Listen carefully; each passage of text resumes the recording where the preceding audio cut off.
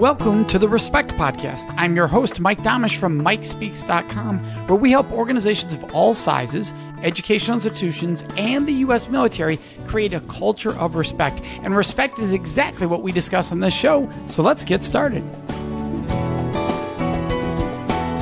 And this week we have with us Gair Maxwell. And to give you a little bit of background on Gair, he's a frequently flying author, speaker, and brand strategist. His original market-tested ideas have inspired some companies to achieve 15-20 times growth while demonstrating a creative category of one, including working with some of the world's best brands and names. He has shared the stage with icons such as Richard Branson, Gene Simmons, and named Speaker of the Year by TEC Canada, the country's largest CEO organization. So thank you, Gair, for joining me.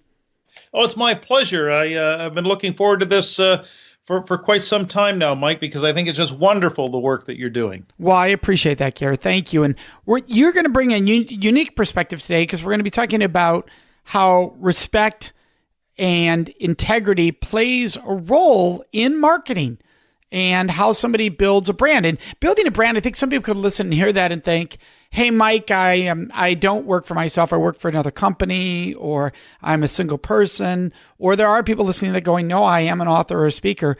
But building a brand is also about building your own self. It doesn't have to be company related. People could think, how does this apply to me as we're listening to this? I am going to start, though, on that corporate side, because I do work with corporations and organizations. So let's go there. How does respect play a role in companies and organizations building their brand? Well, and this is why I was so intrigued, because I think the greatest brands in the world are all built on a foundation of respect. But let's back up for a second. Brand, in my estimation, is still the most misunderstood, misapplied word in the entire business vocabulary. And I can say that, Mike, because I don't come at this subject with any sort of quote-unquote official marketing background. I was a broadcast journalist for the better part of 20 years. I was a reporter. I covered things like murder trials and city council meetings and political rallies and school board meetings. And so I still think my lens of the world is still skewed very much towards that of a reporter who, just digging for the truth and trying to find out, well, what's real, what's not being said, and all these things. And so let's just take one item off the table in a hurry. The best brands in the world did not achieve that status or recognition because of their logo. I just want to make that clear. This conversation has really nothing to do with logos or visual identity or anything, graphic design or any of that. What it has to do, though, and this is where it connects back to respect, best brands in the world are built on one word, and it's values. From the foundation of values, I see it as like the iceberg. And so it wouldn't matter whether it's a corporate brand, a community brand, a personal brand for one's career. Values are really what's below the surface of the iceberg, and that's where any brand really gets its strength and its horsepower from. Can you give us some examples where people failed in that category, or maybe not failed, but their values did not match up with what the consumer, the customer, the world wanted? I can do that in one word: Enron. That's a great word example. And for everyone listening, there's some that may not remember Enron just due to age. Some people are younger, may not remember that. Can you explain? Enron is famous for their language that was on their corporate website. Quote, "We treat others as we would like to be treated ourselves. We do not tolerate abusive or disrespectful treatment. Ruthlessness, callousness, and arrogance don't belong here." Then there's more, BS about integrity, and then communication, and then the values of excellence. And you see, I think we've entered into a world where people can see through all this mission statement language crap, and it's so disrespectful. I mean, is hypocrisy and just plastering, these boilerplate mission statement bromides. How does that respect anyone in any audience? How does that respect anyone inside the company who knows the truth, and B, the outside world? And I agree 100%. Go backwards a little bit. Can you share with, because we have people of all ages listening, so for some people or a younger audience, Why was that BS? I mean, you and I know why the Enron mission statement was BS, but what did they do that proved that to be BS? Oh, because you just Google the word Enron, Enron, and you'll see it's one of corporate America's most infamous stories about corporate greed and the kind of chicanery and financial shenanigans that just not only toppled a company, it does much more than that. You're playing with people's lives. A lot of livelihoods and careers, Mike, really got torpedoed and people went to jail, and rightfully so. And we saw this recently with the financial industry where fake accounts were being created. Exactly. Just to incentivize. And then you know that in their core values, they had all the things we're talking about. It's somehow connected to their core values, but it didn't live to be true. I talk about this with organizations, and they'll say to me, well, you say we build a culture of respect. That's what I do in cultures, in organizations and institutions and corporations. And they'll say, well, what does that mean? And I say, well, I can look very quickly if you actually care about respect. I can look at your core values and see if the word even shows up. And it's amazing how many people don't even have it. And they'll be like, well, no, it's, we believe in respect for everyone. You don't even list it as a core value. Nowhere is the word there. And then if you do list it and I walk your organization and ask people, what are your core values? And they can't name them, then it's useless that it's listed there, because you don't actually have core values. You have a list of core values, but you don't live those core values. And that's what you're referring to. Exactly. And I think the poster child for core values would be a company like Zappos, for example.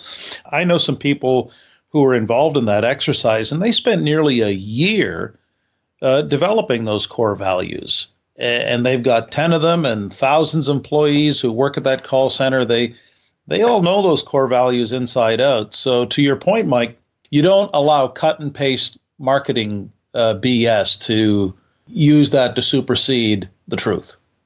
Yes. Well, and core values are something that you not throw out as a ideal.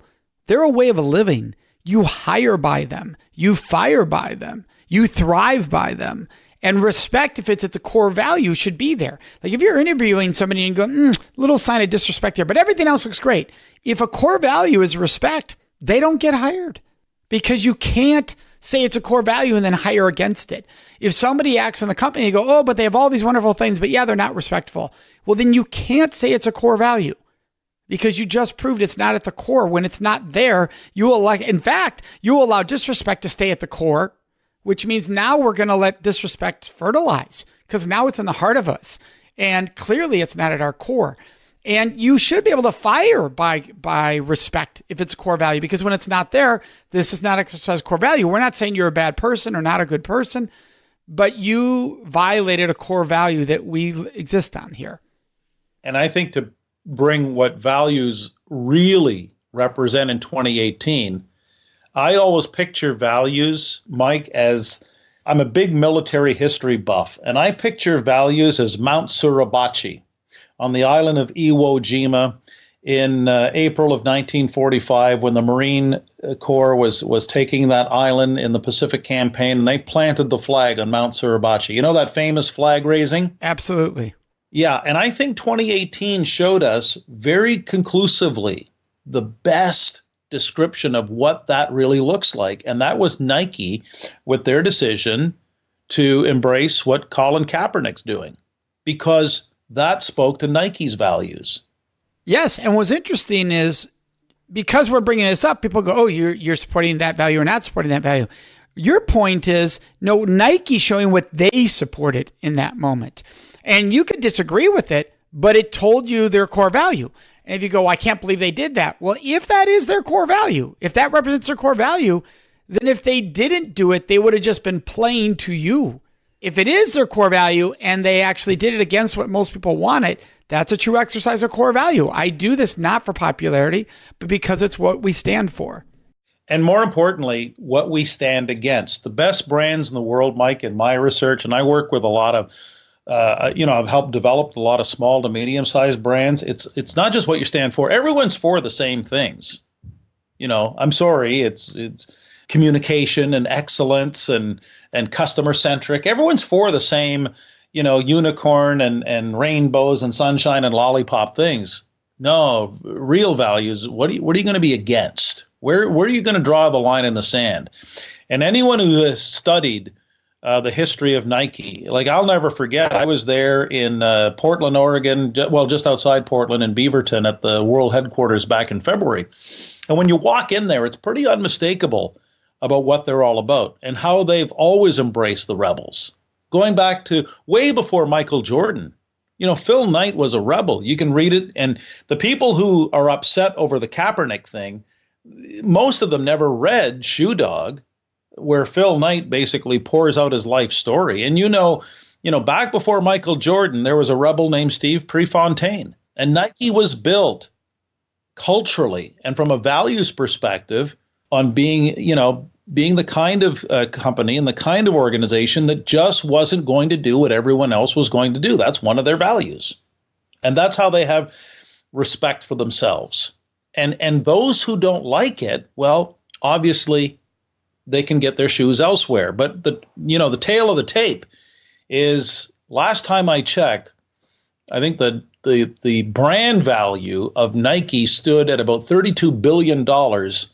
And to put that into context for everybody listening, that's 3 times more than Under Armour and Reebok and Adidas combined. And so to me, the Kaepernick story, to me politically as a Canadian, I don't weigh in one way or another. And with respect, as a Canadian, I'm not going to weigh in on anything that has to do with what's going on in America in terms of the politics. Is that fair? Absolutely. Yeah, because it's not my country, right? But I can say from a brand perspective and a values perspective, the Kaepernick thing was just another example of how Nike clearly demonstrates that they're not just another shoe or T-shirt company. They've actually got some sandpaper and some grit, and they're willing to plant the flag on the mountain and die with their boots on. So be it. Now, when people go to respect, that was an interesting case because some people pushed back with, but that's a lack of respect of the analogies they were using, the examples they were using, that what are you willing to die for? And people thought that's for people who have literally died for this country, have died for causes. The examples they were using were not of that. And so they felt it was disrespectful with that slogan, which is an interesting discussion because you say, oh yeah, I stand for respecting these values. I believe in what I don't believe in. But was there a contradiction there? It's of respect. Because it's so politicized, Mike, and because it's so, as the Canadian, all we can do is be the good neighbors while America deals whatever it's dealing with. Does that make sense? Oh, sure. But here's the thing. There's a boundary where that ends, right? In other words, if you saw a country, whether it be America or anybody else, doing harm, we would all speak out about that. Not all, but a lot of us would speak out about that because whether it's my country or not, degradation or lack of value of other human beings, we know is not acceptable anywhere in the world, even though we know it exists a lot of places in the world. What I love about what you focused on there was if people had been reading, the people that were angry, that were Nike owners, that were angry when this happened, if they'd been paying attention to what Nike stood for before, they would have never bought anything of Nike based on the way they're talking. Exactly. You just summed it up very, very well, Mike, because what Nike has done with Kaepernick, and I know it's so explosive, but it's a great example for this discussion on this podcast, right? Because you can just picture it in your mind's eye. But what Nike did was just demonstrate, once again, like they've always done for, 3 or 4 decades now. This is not new to them. And because differentiation is such a crucial component of any brand strategy, it really separated themselves from a values perspective from their major competitors. So what are some other examples of how you feel respect shows up in these discussions in corporate world?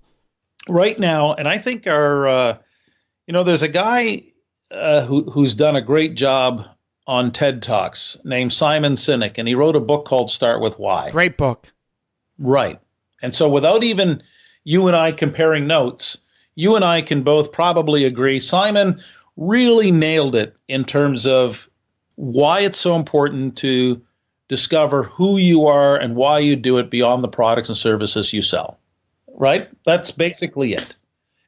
Anyone can go out there and sell products and services. Anyone can go out there and pitch and try and do quick trips to the magic keyword store, or let's go visit the SEO House of Mirrors and try and manipulate and game that which is ungameable. Anyone can do that. Now, I'm going to pause just for listeners. We're talking about SEO, that's search engine optimization. Right. And that's how people will try to put hidden words in their site or known words in their site just to get people to their site, even though they really are not ethical necessarily, or even use those words in their work. They're doing it purely, they'll use the word sex, even though they don't sell anything sexual on their website, just to get people to their website.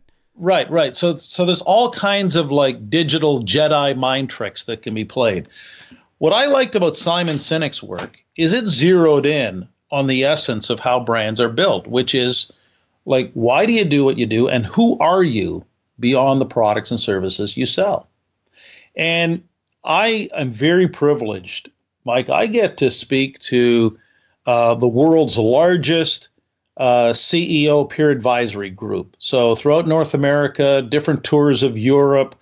And so consequently, I've dealt with thousands of CEOs and senior execs. When you ask them the question, well, who are you guys beyond what you sell, whether it's tires or insurance or, plumbing services, like, who are you beyond that? I don't think it would surprise you to know that's a real struggle for a lot of people to figure that out. And so how do you help them fully come to that, not being a marketing slogan, but truly respecting both themselves and their customers? Because when you create a campaign to try to get people to pay attention to you, and it's focused on that, that's not respecting your customer. Respecting your customer is creating a mission statement, a campaign that truly represents what you do, that helps people find you for what you do. Well, and it might not surprise you if I do this, but the best way I can explain it is in the form of a story. And because this is a real life story that happened back in 2002. It's the genesis of my work in terms of bringing the real essence of the company to light. You got to look at it as brands are like personalities, and every company, if it dares to find it, can find their personality. So in this case, it was 2002. I met this guy, Mike. He's in the worst business category in the world. When I met him, he was doing about 1.5 million a year in annual business. He employed maybe 5 people. In 2006, we changed the story. What you got to know about this guy, he's very soft-spoken. He's very kind. He's a bit of a mix between Santa Claus and Walt Disney. Very generous, but quiet, humble. And in 2006, we changed the story. And he became, basically what happened is he started to live in his own emotional truth. And he became what we now refer to as Canada's huggable car dealer. Now, that's the last thing you would expect in the used car business. True? Right. Right. But to know Jim and Donna Gilbert is to know these are the kinds of people, Mike, long before I showed up, they were writing handwritten, handmade birthday notes to their customers, okay, when they had no money. They're just good people. You show up there today, or anyone searches them online, you'll see hundreds of teddy bears. You'll see the merry-go-round. You'll see the nature trail so that you can go walk your dog. You'll see the mascots. Like I said, I always tell people, if Walt Disney himself imagined a used car lot, this is what it looks like in New Brunswick, Canada. Yeah, we had somebody on, this is ironic, we had somebody in a recent episode dive into this, their specific business. So in Canada, you're the second person from Canada bring this up on our show. Wow. Yeah. Yeah. And so by standing in his own emotional truth, called the huggable car dealer, and totally embracing it, what happened was the values. What are the values? It's caring, kindness, comfort, respect, family. That's what the whole thing is built on. The teddy bears and the logos, those are just the symbols of what those values are. And so Jim has long been an advocate of sharing good stories without the pitch. In other words, they're not always driving, the marketing down your throat with the better quality, better selection, better service, better value porridge that everyone else is doing. But you're not going to find it on every street corner. Absolutely. Where did you first learn, for you personally, the importance of respect in business? I think for me, it came from when I migrated from broadcast. That's a great question. No one's ever asked me that one before. When I migrated from and made the switch from broadcast media as a broadcast journalist into the world of business, and that was in the fall of 1999, I realized, like in broadcasting, Mike, you were just a guy in a bubble. You were in a booth, a radio booth, a TV studio. But when you're in business, you're on the front lines.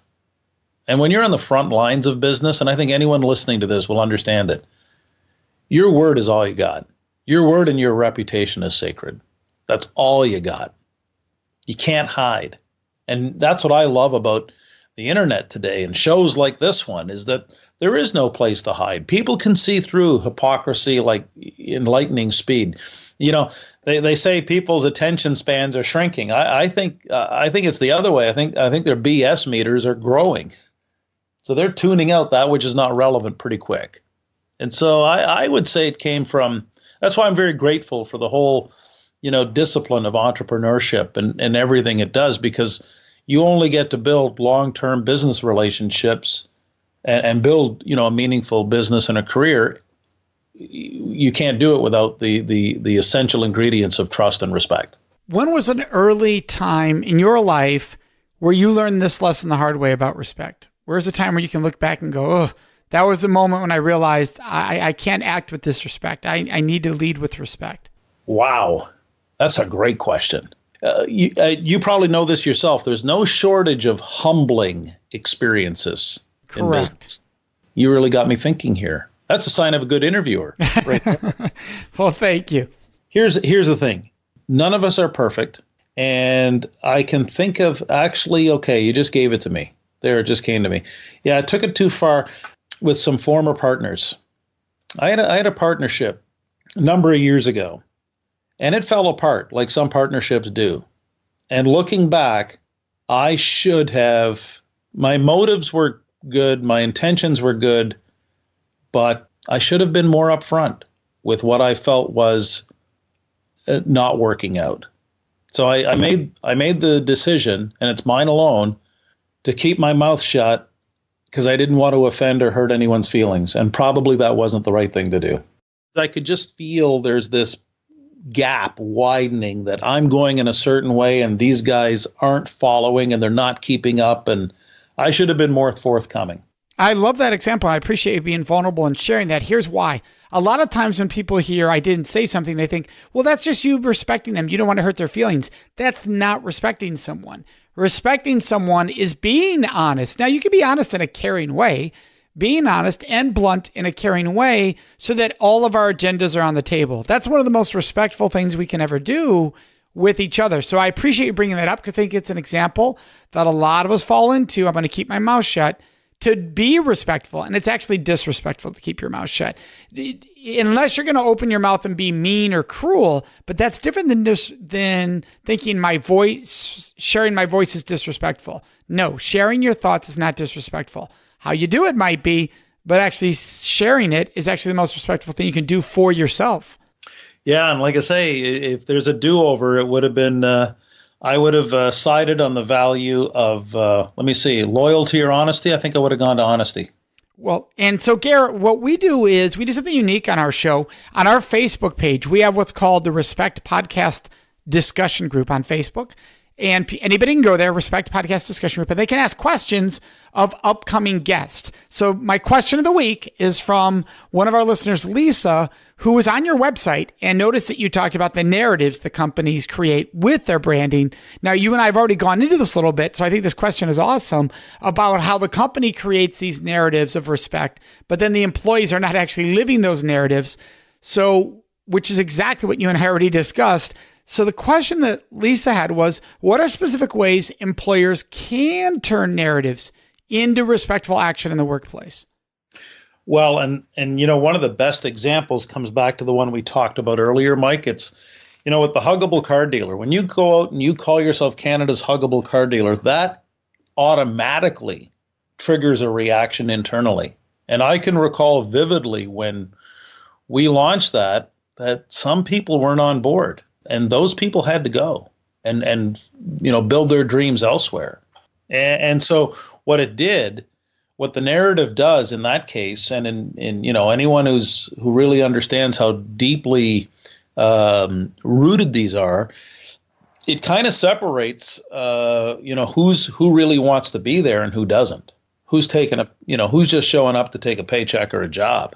Right. And would you say there's a difference in cleaning house and evaluating and providing opportunity for growth? In other words, if somebody first pushes back, because I even said earlier mistakenly, you got to clear them out. If they truly in their core value believe against your core values, if they're just pushing back though, and they don't fully understand, it could be they totally agree with the core value. They're misunderstanding it. They're hearing the media version of that core value versus what the company's meaning of that core value is. Would you agree with that? That can happen? Oh, listen, as you and I know, lots of things can get lost in translation. Okay. But fundamentally, I mean, when you decide, so for example, Apple, Apple's one of the greatest brands in the world, right? First $1 trillion company. Absolutely one of the most well-known brands. There's no doubt. Right. But what impresses me is when I go to the Genius Bar here in London, Ontario, Canada, and the guy behind the counter tells me he's a 3-year employee. Now, he doesn't know what I do for a living or a career or anything like that, but I'm just asking the questions. And when I hear in his voice that he's been working there for 3 years, and I ask him, so what's the one thing that Apple's taught you more than anything? And without missing a beat, Mike, I'll never forget that guy saying, it's about paying attention to the little things.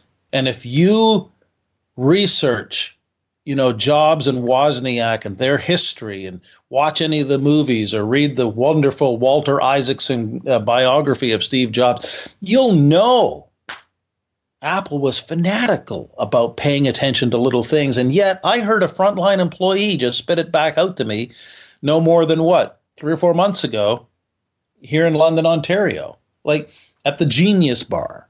Yeah, it's brilliant. Now, speaking of patience and little things, for all of our listeners, there's a little thing that they can do to make a big difference. I'm going to ask them, just everyone listening right now, keep in mind that when you subscribe to the Respect Podcast with Mike Domitrz, you help our ratings go way up. That helps more people find us, help us spread respect around the world. It also, if you create a rating, a review there, it also soars us up in the rankings. That helps more people find us. You know our mission, our core value is to help spread the message. We need that help. And being able to ask for that is really, really important. So we're asking everybody to do that. Gair, you've been wonderful. What is, and everybody listen, you can find Gair at GairMaxwell.com. That's Gair, Maxwell.com. You'll find Gair. What is a book that has had a major impact on you? And now I have start with why already in our show notes from you. What would be a book that had a big impact? The Alchemist by Paulo Coelho. Yeah. Beautiful book. The Alchemist by Paulo Coelho, from a personal perspective, from a business perspective, it would be a toss-up between the E-Myth Revisited from Michael Gerber, but also the trilogy from the Wizard of Ads, Roy H. Williams out of Wizard Academy in Austin, Texas. I fell in love with Secret Formulas of the Wizard of Ads back in March of 2000, and that had a pretty profound impact on the way I see the world in business and in life.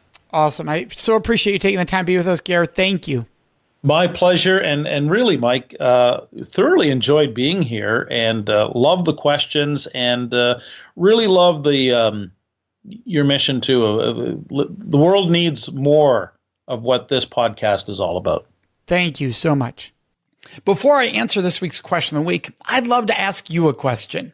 Would you please subscribe to this podcast, the Respect Podcast with Mike Domitrz? By subscribing, you can make a huge impact. Now, you might be wondering, Mike, how does my subscribing to your podcast make a huge impact? Well, here's how. For every person that subscribes, it raises the rankings of the show in the search engines. So for people who care about respect like yourself, when they're doing a search for podcast, they're more likely to find the show, thus providing an awesome opportunity for us to spread more respect around this world. And all you do is hit subscribe under your podcast.